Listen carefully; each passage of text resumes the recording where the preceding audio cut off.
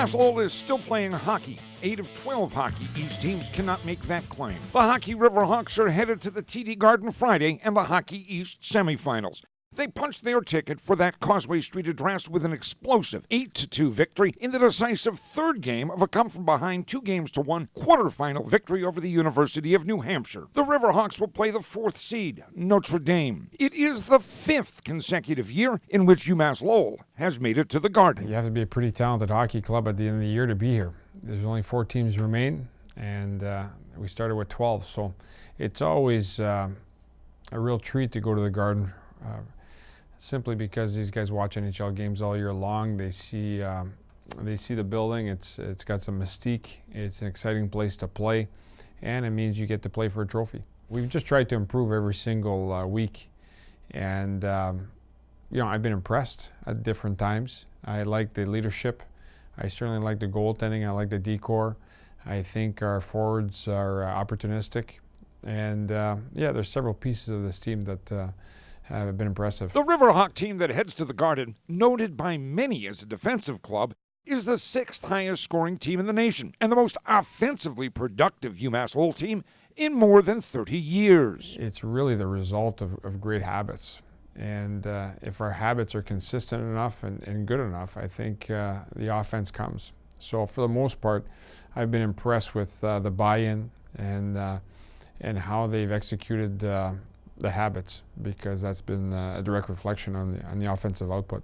We are now at a point in the season where it's win or go home. It seems to be an environment in which this hockey club has thrived. Yeah, I think we've played well when our backs are against the wall. So, and there's no choice now. I think from here on out, you're one game and done. So it's an exciting atmosphere. It makes for exciting hockey, and certainly your habits will be emphasized that much more. The Riverhawks' Friday opponent, Notre Dame, got to the Garden in commanding fashion, sweeping Providence 5-0 and 5-2 in the quarterfinals. Well, I see a very good hockey club. They're a team that likes to play on the cycle. They've got excellent goaltending. They've got big defensemen. They have a lot of offense, especially with the Bjork and Evans line. So they've got a lot of threats all throughout their lineup, so they'll be a very good test for us. The last time UMass Lowell and Notre Dame met, it was November. They split a pair of games out in South Bend, Indiana, each winning by a score of 4-1. But that was a long time ago in a hockey season, and much has changed since then for both teams. Well, I think, I'd like to think anyways, that we have more threats up and down the lineup. I think some of the freshmen have grown since then. I think guys have carved themselves a role in what they do. So I think it's a little bit more specialized than it probably was in November, and for both teams. I don't know if who's going to be our best line come Friday, but I can tell you every line's going to compete and contribute in their own way.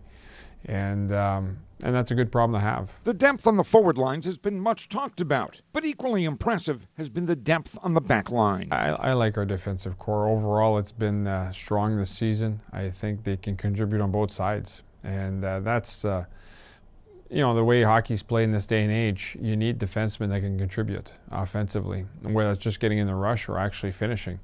And we've had both. So that's going to continue if we're going to have success. So here you go, Friday, the TD Garden. UMass Lowell versus Notre Dame. What decides these sorts of games? Is it will versus skill?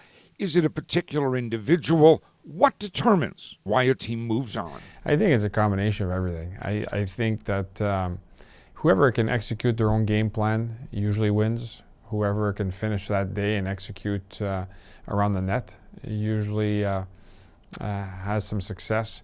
So it's a combination of many things, and overall it makes hockey very exciting because you never know who the winner is going to be. Yeah, every time you advance in the playoffs, this time of year it's a great time to be playing hockey, and the coaching staff's excited about playing this time of year and advancing. And more importantly, I think we can't lose focus. There's 2 games to go for the Lamerle Cup.